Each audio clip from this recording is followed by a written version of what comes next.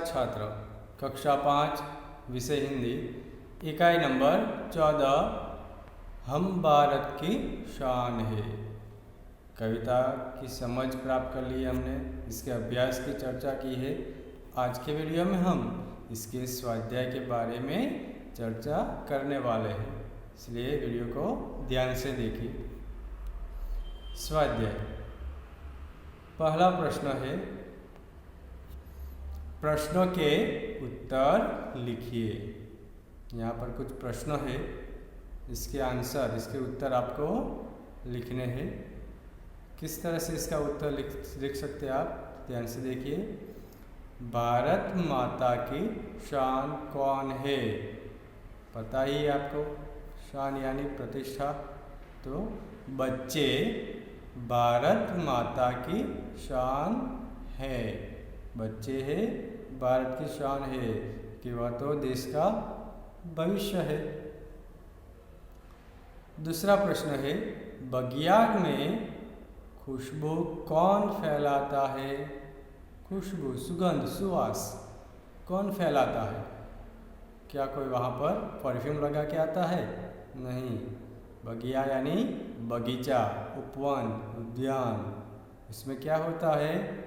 रंग बिरंगी फूल होते हैं, पौधे होते हैं ना फूलों के, तो फूलों से सुगंध आती है। तो हम यहाँ पर इसका उत्तर लिख सकते हैं, बगिया में फूल खुशबू फैलाता है। हम कैसे आगे बढ़ सकते हैं? पैदल से, चल के, कार से, साइकिल से कैसे आगे बढ़ सकते हैं? यहाँ पर इस तरह से आगे बढ़ने के लिए नहीं कहा है। आगे बढ़ना यानी अपना विकास करना, अपनी उन्नति करना, अपनी मंजिल की ओर, अपनी लक्ष्य की ओर आगे बढ़ने की बात है। तो हम कैसे आगे जा सकते हैं? तो हम महान काम करके आगे बढ़ सकते हैं। महान, अच्छा काम करके, अच्छे काम करेंगे तो ही आप आगे बढ़ पाएंगे। इसलिए अगर आपको आगे जाना है तो अच्छे काम करने होंगे। हमारे देश का भविष्य कौन है? देश का भविष्य किसे कहा है? बच्चे को। तो बच्चे हमारे देश का भविष्य है। तो इस तरह से आप प्रश्न के उत्तर लिख सकते हैं। यहाँ पर जो प्रश्न है वो MCQ के रूप में भी हो सकते हैं, खाली जगह के रूप में भी आ सकते हैं। तो जरूरी नहीं कि ये प्रश्न और उत्तर के रूप में ही आए, क्वेश्चन आंसर के रूप में, किसी भी रूप में इसका प्रश्न के पूछा जा सकता है। इसलिए इसी तरह से तैयार कीजिए, जैसे कि भारत माता की शान खाली जगह है, तो इसमें खाली जगह के रूप में तो बच्चे,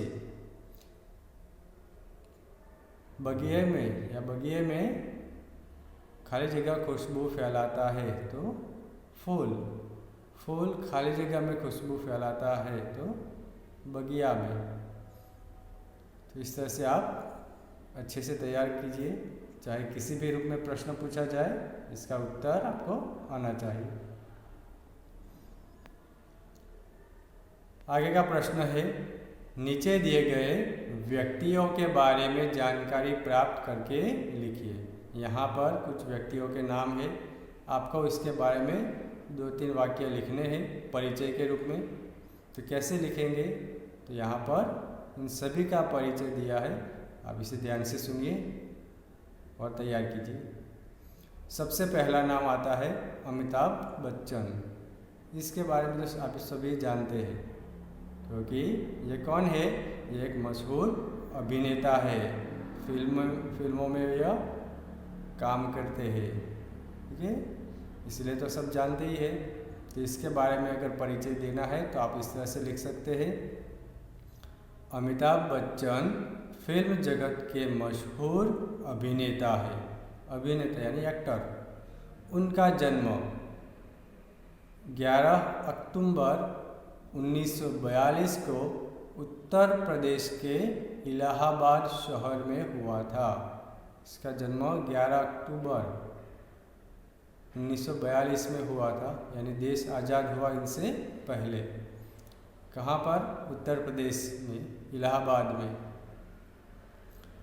उनके पिता का नाम हरिवंश राय बच्चन और माता का नाम तेजी बच्चन है। अमिताभ बच्चन के जो पिता है हरिवंश राय बच्चन, वो हमारे हिंदी के बहुत बड़े लेखक और कवि के रूप में इसकी कविताएं रचनाएं बहुत प्रसिद्ध है, जाने माने कवि है। अमिताभ जी अनेक फिल्मों में अच्छा अभिनय कर बहुत लोकप्रिय हुए हैं। इनकी कई सारी फिल्म आपने देखी भी होंगी, ठीक है। तो ये थे अमिताभ बच्चन। इसके बारे में आप और भी आप लिख सकते हैं। तो यह पहला था अमिताभ बच्चन, जिसके बारे में हमने यहाँ पर सीखा। अब दूसरा है लता मंगेशकर। लता मंगेशकर कौन है? एक गायिका है। कोकिल कंठी, कोकिल कंठी यानी कोकिल, कोकिल यानी कोयल, कोयल की वाणी, इसकी बोली कैसी है? मधुर। लोगों को इसकी बोली पसंद है, इसीलिए लता मंगेशकर को भी कोकिल कंठी कहा है, क्योंकि उसकी बोली बहुत मधुर मीठी है। इसे सुनने में हमें अच्छा लगता है, क्योंकि यह एक अच्छी गायिका है, गाना गाती है, इसलिए इससे इसका उपनाम दिया है कोकिल कंठी। ये नाम आपको याद रखना है लता मंगेशकर के साथ। लता जी अच्छी गायिका है। उनका जन्म 28 सितंबर 1929 को इंदौर में हुआ था। इंदौर यानी मध्य प्रदेश। लता जी की आवाज़ में जादू है। उनको संगीत के सभी रागों का ज्ञान है। संगीत में जो राग होते हैं वह सभी रागों का ज्ञान है उन्हें। उनको भारत की सर्वोच्च उपाधि यानी पारितोषिक भारत रत्न से सम्मानित किया गया है।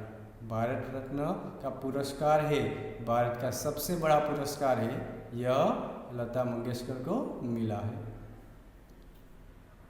फिर आगे है मदर टेरेसा।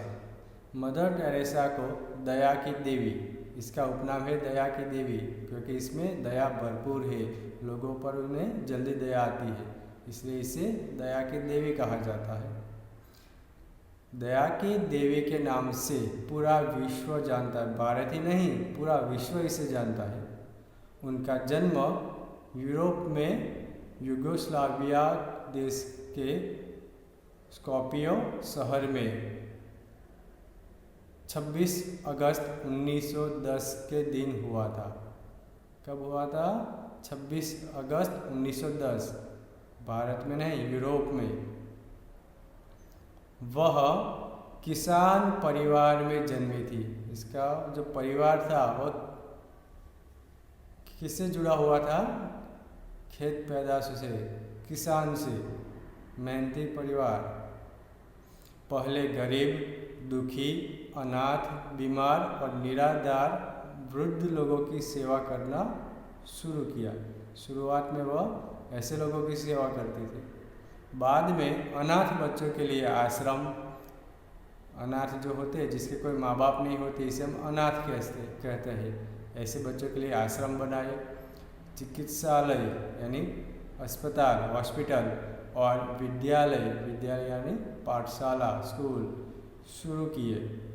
इसके अलावा रक्तपित्त, ये खून की बीमारी है, खून से जुड़ी एक बीमारी है रक्तपित्त के रोगों की भी अनन्य सेवा की। कोलकाता में मदर टेरेसा को नोबेल पीस प्राइज और भारत रत्न जैसे कई सम्मान मिले थे। यह दया की देवी 5 सितंबर 1997 के दिन हमेशा के लिए चल बसी। तो इसकी मृत्यु कब हुई थी? सन 1997 में। तो यह समाज सेविका थी, इसलिए लोग इसे आज भी याद कर रहे हैं। मध्यम परिवार में पैदा हुई, लेकिन उन्होंने देश के लिए बहुत कुछ किया। यूरोप में इसका जन्म हुआ, इसके बाद भारत में आई, भारत में भी गरीबों की खूब सारी सहायता की, और इसीलिए तो आज हम इसे याद कर रहे हैं। आगे है डॉक्टर विक्रम साराभाई। डॉक्टर विक्रम साराभाई हमारे देश के महान वैज्ञानिक थे।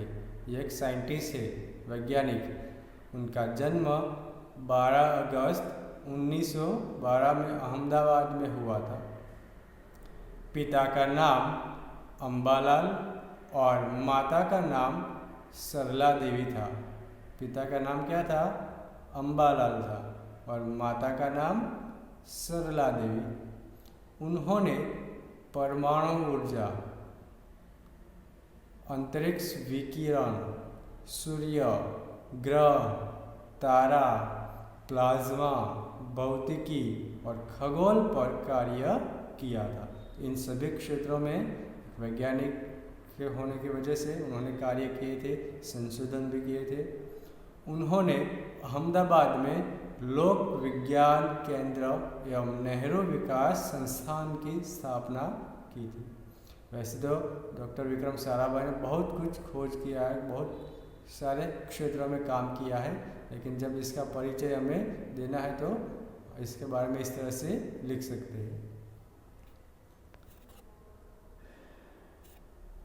आगे है doctor APJ Abdul Kalam. Doctor APJ ऐसा क्यों लिखा जाता है? क्योंकि ये इसका पूरा नाम है। आपको याद रखना है तो आप इसे लिख सकते हैं ए। पहला जो ए है यहाँ पर ए का अर्थ है अबुल, ए यानी अबुल।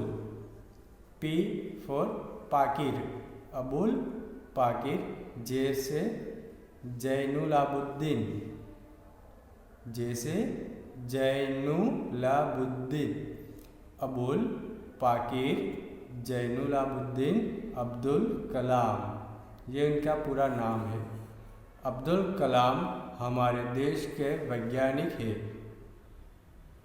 जैसे विक्रम साराभाई थे उसी प्रकार ये भी एक साइंटिस्ट थे। इनको मिसाइल मैन के रूप में भी जाना जाता है। इसे मिसाइल मैन क्यों कहा जाता है? क्योंकि मिसाइल को लेकर शुरुआती संशोधन इन्हीं से शुरू हुआ था, स्टार्ट हुआ था। सबसे पहले शुरुआत ही इन्होंने की थी, इसलिए इसे मिसाइल मैन भी कहा जाता है। वे हमारे देश के राष्ट्रपति भी रहे हैं, भारत के राष्ट्रपति भी बने हैं। इनका जन्म तमिलनाडु के रामेश्वरम में 15 अक्टूबर 1931 को हुआ।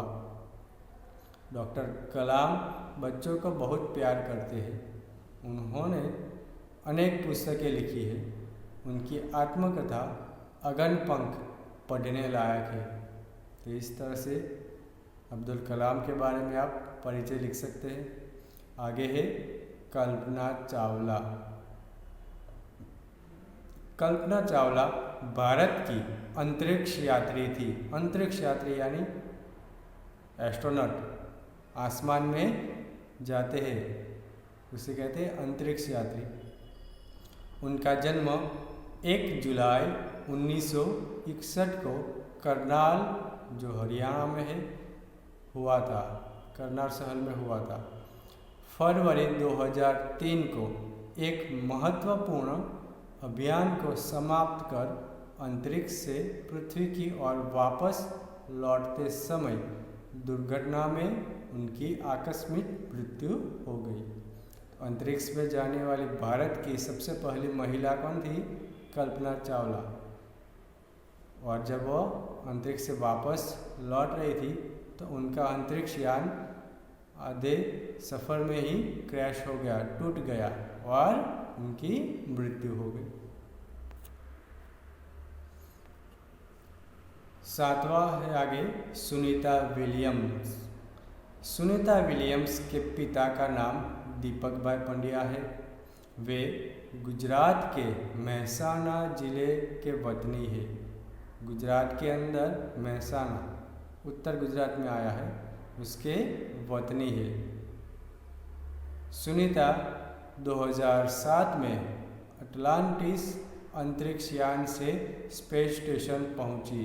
तो यह स्पेस स्टेशन पहुंची, इसका मतलब क्या है? यह भी एक अंतरिक्ष यात्री थी।